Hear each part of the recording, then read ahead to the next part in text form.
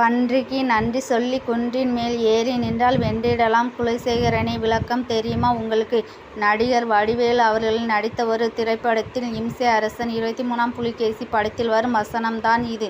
இதற்கான விளக்கம் புஸ்தகசாலை என்னும் தளத்தில் படித்தேன். அவர்களுக்கு நன்றி கூறி கொண்டு இங்கே அனைவரும் அறிந்து கொள்ள பதிவு செய்துள்ளேன். பன்றிக்கு நன்றி சொல்லி குன்றின் மேல் ஏறி நின்றால் வென்றிடலாம் குலசேகரனே. இது சாதாரணமாக வரும் உளறலோ பித்தலோ அல்ல. இதற்கு பின்னணியில் ஏதோ ஒன்று நிச்சயமாக இருக்கவே கூகுளில் என் தேடலை ஆரம்பித்தேன். எங்கெங்கேயோ புகுந்து நெளிந்து வளைந்து ஒரு வழியே அந்த விளக்கம் ஒரு வடிவம் பெற்றது போல் நான் அடைந்த மகிழ்ச்சி இருக்கிறதே.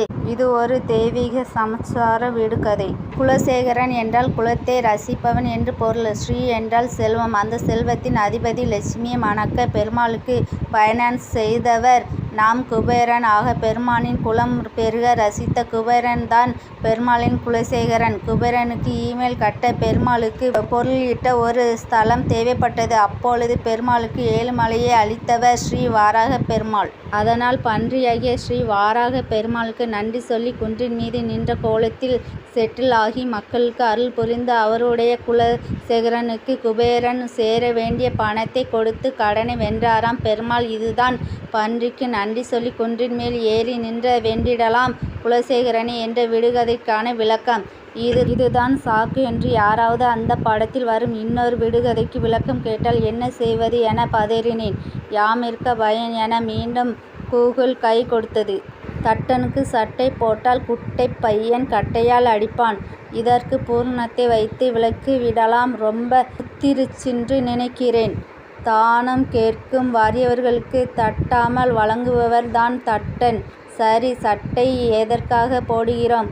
நெஞ்சை மறைப்பதற்கு. தட்டனுக்கு சட்டை போடுவது என்றால் தானம் கொடுக்க நினைப்பவரின் எண்ணத்தை தடுப்பது, அதாவது அவரின் ஈகை உள்ளத்தை மறைப்பது என்று பொருள். சரிதான். நாம் மகாபலி சக்கரவர்த்தி 99 அஸ்வமேத யோகம் செய்துவிட்டு 100வது அஸ்வமேத யோகம் செய்யும் போது பெருமாள் வாமன அவதாரத்தில் வந்து அவரிடம் தானம் கேட்கிறார். ஆனால் சுக்கிராச்சார் மகாபலி தாரை வற்பதை தடுக்க வண்டாக உருமாறி கமண்டலத்தின் வாயை நீர் வராதவாறு அடைத்து கொள்கிறார். அப்பொழுது நாம் குட்டை பையன் வாமனர் என்ன செய்கிறார்?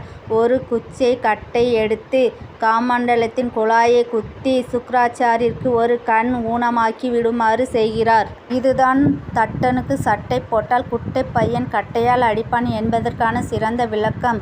சீரியஸான வாழ்க்கைக்கு நடுவில் இந்த மாதிரி நகைச்சுவைகள் தரும் தெம்பே தனி.